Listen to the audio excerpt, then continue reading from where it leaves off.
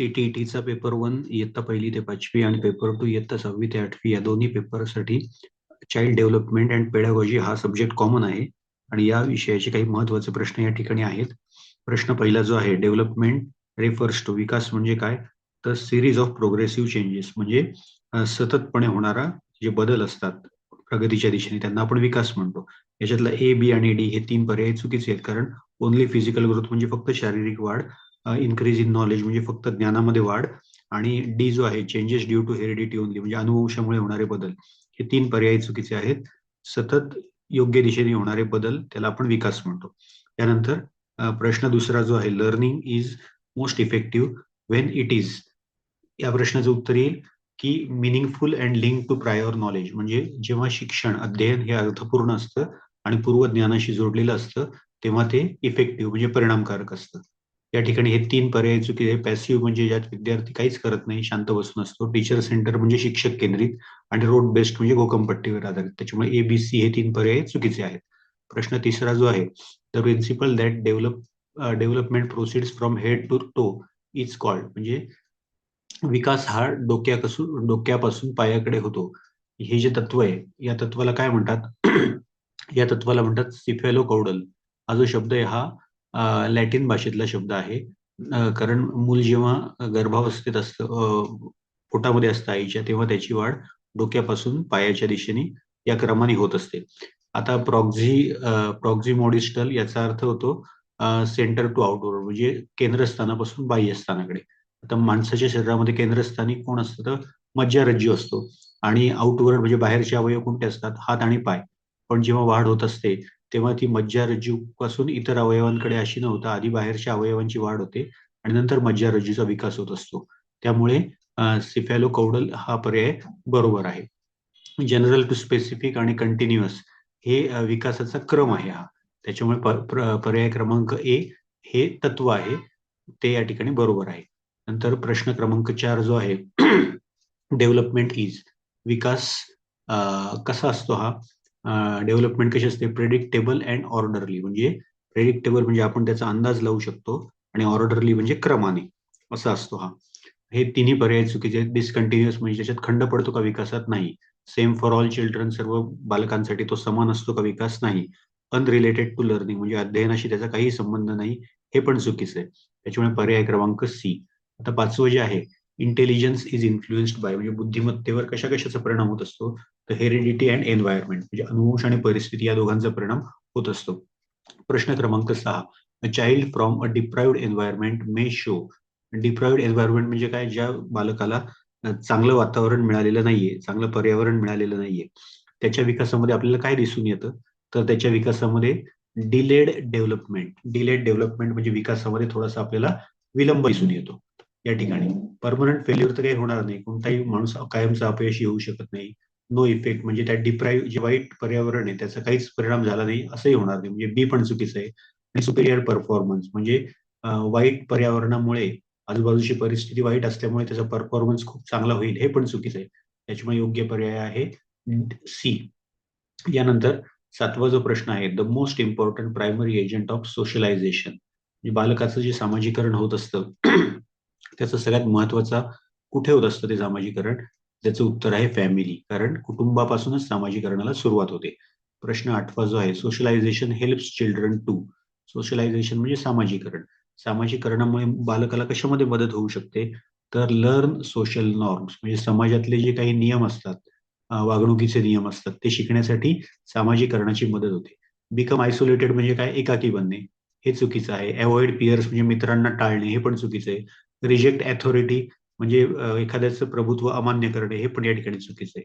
सामाजिकरणामुळे बालकाचं सामाजिकरण झाल्यामुळे जे समाजाचे काही नियम असतात ते मुलं शिकू शकतात, म्हणून पर्याय क्रमांक बी आहे. यानंतर प्रश्न 9वा हा अतिशय महत्वाचा आहे. अकॉर्डिंग टू पियाजे, children in the concrete operational stage can. Concrete operational stage ही जी आहे वय, ही जी विकासाची अवस्था आहे, ही अवस्था कोणत्या वयामध्ये असते? 7 ते 11. आणि आता आपल्याला या वयातल्याच मुलांना शिकवायचं आहे, त्याच्यामुळे कॉन्क्रीट ऑपरेशनल स्टेज ही आपल्यासाठी खूप महत्वाची आहे. आता याचं उत्तर बघण्यापूर्वी आपण कॉन्क्रीट ऑपरेशनल स्टेजच्या बाबतीत थोडंसं आणि जीन पियाजे बाबत थोडंसं बघूया. जीन पियाजेने कॉग्निटिव्ह डेव्हलपमेंटची जी थेअरी मांडली आहे त्यातली ही विकासाची एक अवस्था आहे. ही अवस्था कोणत्या वयोगटातल्या विद्यार्थ्यांची असते? 7 ते 11 वयोगटातल्या. या काळामध्ये मुलं जी असतात ते इंट्युटिव्ह, ऑफन इलॉजिकल थिंकिंग, म्हणजे त्यांचं ट्रान्झिशन होत असतं, म्हणजे ते स्थलांतर करत असतात एका अवस्थेतून दुसऱ्या अवस्थेकडे. ती अवस्था त्यांची कोणती असते? 7 वयाच्या आधी ते कसे असतात? इलॉजिकल असतात. आणि तिथपासून ते कुठल्या दिशेने जात असतात? ऑर्गनाइज आणि लॉजिकल, म्हणजे तर्क शक्ती आधी विकसित झालेली नसते 7 वयाच्या आधी, आणि 7 वयानंतर तर्कशक्ती विकसित व्हायला लागते.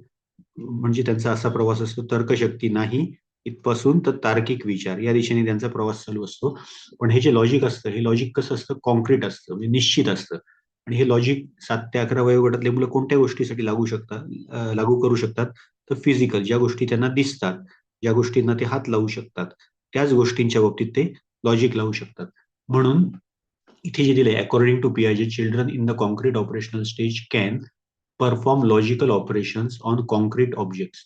याचा आपल्याला अजून एक उपयोग कोणता होईल? ज्या वस्तूला विद्यार्थी हात लावू शकतात, ती हाताळू शकतात, त्यापासून त्यांचे लॉजिकल ऑपरेशन्स, म्हणजे ऍडिशन, सबट्रॅक्शन, मल्टिप्लिकेशन, डिव्हिजन, हे काही लॉजिकल ऑपरेशन्स आहेत, हे मुलं करू शकतात 7 ते 11 वयोगटातले. हा या प्रश्नाचा अर्थ आहे. आता पियाजेने ज्या 4 अवस्था सांगितलेल्या आहेत कॉग्निटिव्ह डेव्हलपमेंटच्या, त्या 4 अवस्था पण आपण या ठिकाणी पाहू, म्हणजे मग आपल्याला इतर काही अवस्थांवर जर काही प्रश्न आला तर त्याचं पण उत्तर आपल्याला लिहिता येईल. सेन्सरो मोटॉर, म्हणजे जन्मापासून 2 वर्षापर्यंतची ही अवस्था असते. प्री ऑपरेशनल 2 ते 7 वयोगटातली असते. कॉन्क्रीट ऑपरेशनल 7 ते 11 वयोगट, आणि फॉर्मल ऑपरेशन 12 वयापासून पुढे. तर आपल्यासाठी महत्वाचं जे आहे कॉन्क्रीट ऑपरेशनल आणि फॉर्मल ऑपरेशन. कॉन्क्रीट ऑपरेशनल मध्ये इथे दिलंय बघा, can perform logical operation, sorting maths म्हणजे वर्गीकरण करणे, वस्तूंची गटवारी करणे, फिजिकल ऑब्जेक्ट म्हणजे प्रत्यक्ष वस्तू, अंडरस्टँड्स कन्झर्वेशन अँड रिव्हर्सिबिलिटी. कन्झर्वेशन म्हणजे काय? तर 7 वर्षानंतरचे जे मुलं आहेत ना, त्यांना एक गोष्ट कळते की समजा त्यांना आपण मातीचा एक गोळा दिला आणि तो गोळा जर आपण हाताने दाबला तर त्याचा आकार लहान होईल. तर पण जर मुलांना आपण विचारलं की, "का रे, यातली माती कमी झाली का?" तर मुलं सांगतील, "नाही, नाही, माती कमी नाही झाली, तिचा आकार लहान झाला." म्हणजे कॉन्झर्वेशन ही कन्सेप्ट त्यांना समजली. रिव्हर्सिबल, एखादी प्रोसेस डावीकडून समजा उजवीकडे आपण करू करू शकतोय, तर तीच प्रोसेस आपण उजवीकडून पण डावीकडे करू शकतो. रिव्हर्सिबल प्रोसेस या मुलांना कळायला लागतात, म्हणजे लॉजिकली त्यांची डेव्हलपमेंट होत असते. पण कोणत्या बाबतीत? कॉन्क्रीट, ज्या वस्तू दिसतायत त्यांच्या बाबतीत. पण 12 वर्षाच्या पुढे जेव्हा ते जातात, तेव्हा त्यांचा विकास जास्त होतो. मग फॉर्मल ऑपरेशनल. फॉर्मल ऑपरेशनल मध्ये हे जे मुलं आहेत 12 वर्षाच्या पुढचे, ते ऍबस्ट्रॅक्ट विचार करू शकतात, म्हणजे अमूर्त पद्धतीचा ते विचार करू शकतात. काय होईल? अ, असं केलं तर काय होईल? म्हणजे कल्पना करणं जे म्हणतो आपण, किंवा कॉम्प्लेक्स उदाहरणं सोडवणं, थेरॉटिकल प्रॉब्लेम सोडवणं, हे 12 वर्षाच्या पुढच्या मुलांना जमतं. त्याच्यामुळे या 2 स्टेज खूप महत्वाच्या आहेत, 7 ते 11 कॉन्क्रीट ऑपरेशनल आणि 12 पासून पुढे फॉर्मल ऑपरेशन. आता जो पुढचा प्रश्न आहे, 10वा प्रश्न, हा पण अतिशय महत्वाचा आहे. व्यगोट्स्की एम्फसाइज्ड द रोल ऑफ विगोट्स्की यांनी कोणता रोल महत्वाचा दिला आहे विकासामध्ये? सोशल इंटरॅक्शन, म्हणजे सामाजिक परस्पर संवाद. एक गोष्ट आपण लक्षात ठेवली पाहिजे की विगोट्स्की हे नाव आलं ना, की आपण सोशल इंटरॅक्शन हा शब्द लक्षात ठेवायचा. विकासामध्ये समाजाचा रोल खूप महत्वाचा असतो, हे या ठिकाणी यांनी सांगितलंय. हे 4ही पर्याय, त्यातला फक्त सी पर्याय बरोबर आहे. जसं आपण मगाशी पाहिलं तसं आता आपण विगोट्स्की यांच्याबाबत पण माहिती पाहूया. आता हे बघा, मगाशी आपण पियाजेंची माहिती पाहिली. व्हाईल पियाजे focused on how children interact with the physical world. Lev Vygotsky हे सोव्हिएत देशातले एक मानसशास्त्रज्ञ होते.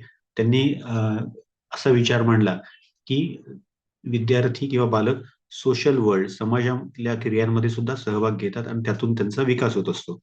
विगोट्स्की यांनी जी थेअरी मांडली तिचं नाव आहे सोशिओ कल्चरल थेअरी. आणि ही थेअरी आपल्याला काय सांगते?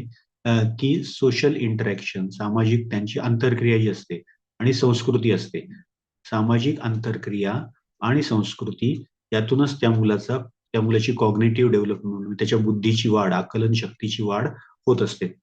आता विगोट्स्की यांनी 3 टप्पे सांगितलेले विकासातले, 3 झोन सांगितले, 3 जागा आहेत या अशा. तर त्या 3 जागा कोणकोणत्या आहेत? ही अगदी फेमस कन्सेप्ट आहे. ही आपल्याला शिकणं खूप महत्वाचं आहे, कारण zone 1, what can I do alone, प्रत्येक व्यक्तीच्या बाबतीत पण आपण हे लागू शकतो. बालक आणि प्रत्येक व्यक्ती यांच्या बाबतीत हे लागू होऊ शकतं. What I can do alone म्हणजे काय? तर एक आपला कम्फर्ट झोन असतो, की इतर आपल्याला कोणाची मदत गरजेची नसते. आणि ह्या अवस्थेमध्ये आपण जे जे काही करत असतो त्याच्यात नवीन काहीच शिकत नसतो, अगदी सोप्या सोप्या गोष्टी आपण करत असतो. दुसरा जो झोन आहे तो आहे झेडपीडी, झोन ऑफ प्रॉक्झिमल डेव्हलपमेंट. झेडपीडी हे एकदमच आपण लक्षात ठेवायचं आहे, कारण हे IMP आहे. झेडपीडी म्हणजे विद्यार्थी काही गोष्टी बालक स्वतः एकटा करू शकत नाही, पण तो इतरांचं गायडन्स घेऊन काही गोष्टी करू शकतो, तेव्हा तो या झोन मध्ये असतो. आणि जेव्हा आपण इतरांचं गायडन्स घेऊन काही काम करतो तेव्हा आपली रिअल डेव्हलपमेंट, खरा विकास होत असतो.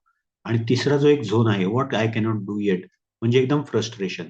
म्हणजे मला एखादी गोष्ट येतच नाहीये आणि ती गोष्ट अतिशय अवघड आहे, मी कोणाची मदत घेतली तरी पण ती गोष्ट मला जमणार नाही, अशी पण एक स्थिती असते. ती स्थिती कशी असते? फ्रस्ट्रेशनची असते. मग विकास व्हायचा असेल तर कोणत्या झोनमध्ये आपण राहायला पाहिजे? झेडपीडी म्हणजे झोन ऑफ प्रॉक्झिमल डेव्हलपमेंट. याच्यामध्ये आपण ज्यांचं गायडन्स घेतो किंवा बालक ज्याचं गायडन्स घेतो, ती व्यक्ती कोण असते? तर ती व्यक्ती असते द मोर नॉलेजेबल अदर, म्हणजे जास्त ज्ञान असलेली इतर व्यक्ती. याला आपण शॉर्टमध्ये MKO म्हणतो. हा MKO हे पण तुम्ही शॉर्ट फॉर्म लक्षात ठेवायचा आहे. MKO म्हणजे कोण? कुठलीही व्यक्ती जिला चांगलं समजलेलं आहे, ज्याची ॲबिलिटी जास्त आहे शिकणाऱ्यापेक्षा, अशा व्यक्तीला आपण काय म्हणतो? MKO. आता हे MKO म्हणजे मोर नॉलेजेबल, जास्त ज्ञान असलेली व्यक्ती काही फक्त शिक्षकच असू शकते का? नाही.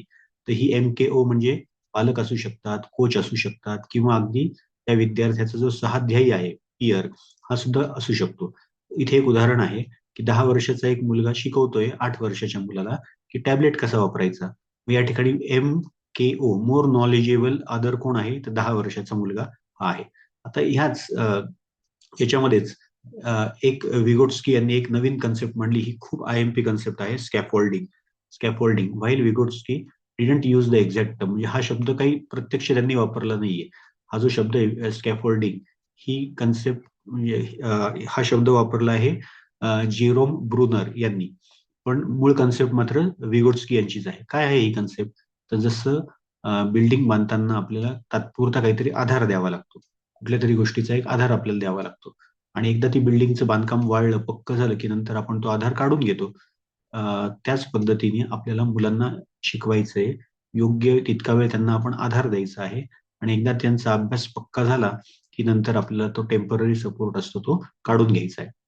मग शिक्षक स्कॅफोल्डिंग हे तत्व कसं वापरू शकतो आपल्या अध्यापनामध्ये? शिक्षक शिकवताना हिंट्स देतात, नंतर वर्तणूक कशी असावी ते सांगतात, किंवा एखादं अवघड काम असेल तर ते अवघड काम छोट्या छोट्या पायऱ्यांमध्ये ते विभागून देतात, आणि मुलाला अभ्यास सोपा जावा म्हणून काही प्रश्न, छोटे छोटे प्रश्न विचारतात शिक्षक. म्हणजे शिक्षक एक प्रकारे कोणतं काम करत असतो? स्कॅफोल्डिंगचं, तात्पुरता एक आधार देण्याचं काम करत असतो. आता ही जी स्कॅफोल्डिंगची पद्धत आहे, या स्कॅफोल्डिंग मेथड जी आहे तिचा उद्देश काय आहे? तर हळूहळू जो मुलाला आपण सपोर्ट देतोय, तो हळूहळू तो सपोर्ट काढून टाकायचा. पण केव्हा काढायचा तो सपोर्ट? जेव्हा तो मुलगा एखादं काम इंडिपेंडेंटली, स्वतंत्रपणे पूर्ण करू शकतो असं आपल्याला वाटलं की आपण त्याचा आधार काढून घ्यायचा. स्कॅफोल्डिंग ही कन्सेप्ट खूप महत्वाची, याच्यावर अनेक वेळा प्रश्न आलेला आहे. नंतर विगोट्स्की यांनी अजून एक कन्सेप्ट मांडली आहे, याच्यावर पण प्रश्न आलेले आहेत. लँग्वेज अँड प्रायव्हेट स्पीच, म्हणजे भाषा आणि प्रायव्हेट स्पीच, म्हणजे खाजगी त्याचा जो संवाद चालतो मुलाचा. अनेक मुलं, लहान मुलं स्वतःशीच बोलत असतात. तर जे मुलं स्वतःशी बोलतात त्या बाबतीत विगोट्स्की आणि जीन पियाजे यांनी दोन वेगळ्या कन्सेप्ट मांडल्या आहेत. विगोट्स्की यांनी काय सांगितलं की भाषा ही जास्त महत्वाची आहे, ती एक सांस्कृतिक विकासाचं ते एक साधन आहे. आणि विगोट्स्की यांना असं आढळून आलं की मुलं त्या स्वतःशीच बोलतात. केव्हा बोलतात ते स्वतःशी? खेळताना बोलत असतात किंवा एखादा प्रॉब्लेम सॉल्व्ह करत असतात ते, तेव्हा मुलं स्वतःशी बोलत असतात. म्हणजे याला काय म्हटलंय विगोट्स्कीने? Private speech. आता पियाजेने हे जे बोलणं असतं मुलांचं, याला कोणता शब्द वापरलाय पियाजेने? इगोसेंट्रिक स्पीच, म्हणजे स्वतःशीच ते केंद्रित असतात, स्वकेंद्रित असतात ते मुलं, असं पियाजेचं म्हणणं आहे. आणि पियाजेच्या म्हणण्यानुसार मुलं जे स्वतःशी बोलतात ते साइन ऑफ इमॅच्युरिटी, म्हणजे अपरिपक्वतेचं ते उदाहरण आहे. पण याच्या उलट विगोट्स्कीने काय सांगितलं की मुलं जे स्वतःशी बोलतात ते आहे प्रायव्हेट स्पीच, म्हणजे तो त्यांचं खाजगी संभाषण चालू असतं. आणि हे व्हायटल टूल, अतिशय महत्वाचं साधन आहे. मुलं स्वतःशी बोलतात हे अतिशय महत्वाचं साधन आहे. कशाचं साधन आहे ते? सेल्फ रेग्युलेशन, स्वतःला नियमित करणं, स्वतःचं नियमन करणं आणि विचार करणं, याचं ते एक साधन आहे. म्हणजे स्वतःशी बोलण्याकडे विगोट्स्की हे पॉझिटिव्हली, सकारात्मक दृष्टीने पाहत आहे.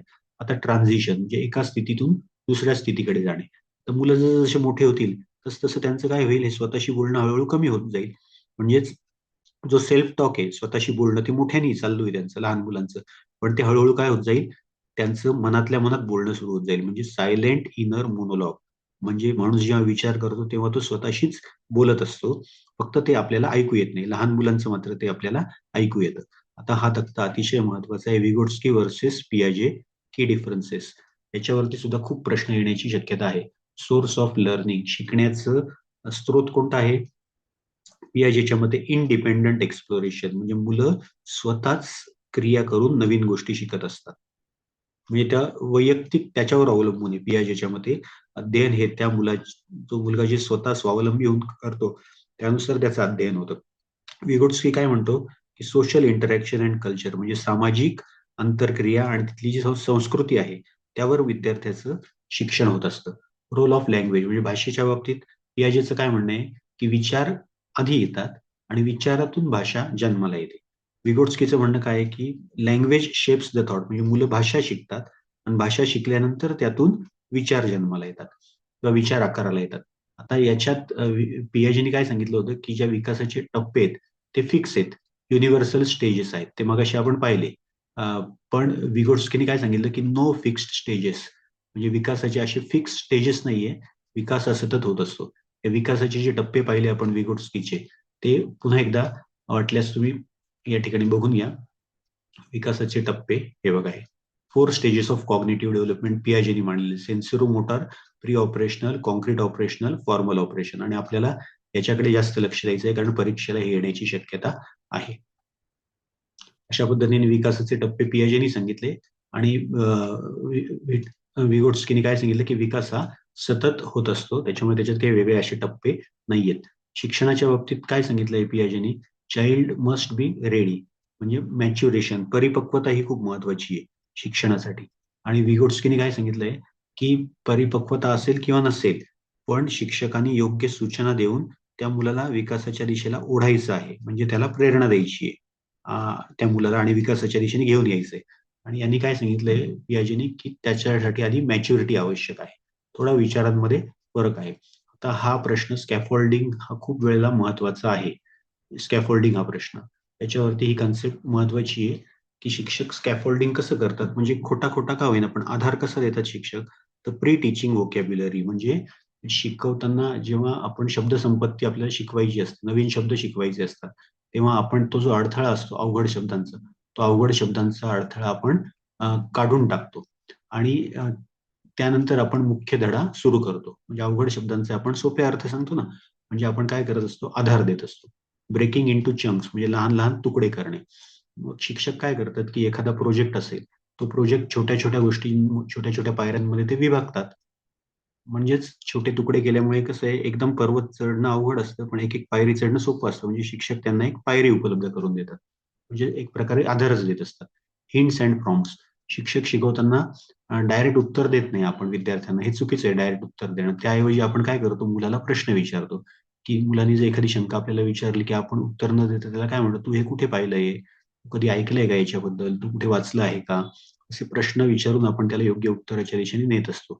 आणि हीच मदत, स्कॅफोल्डिंग म्हणजे विद्यार्थ्याला आधार देण्यासाठीच आपण काय करत असतो, व्हिज्युअल एड्स वापरत असतो. त्याच्यामध्ये आपण पिक्चर्स वापरतो, वेगवेगळे शैक्षणिक साधनं आपण वापरतो.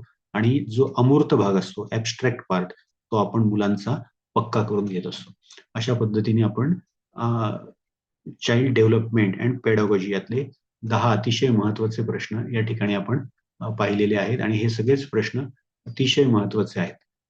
आता आपण फक्त एक केलं पाहिजे की जे छोटे छोटे डिफरन्सेस आहेत, ते डिफरन्सेस पियाजे, विगोट्स्की यांच्या विचारांमधले डिफरन्सेस आपण समजून घेतले पाहिजेत.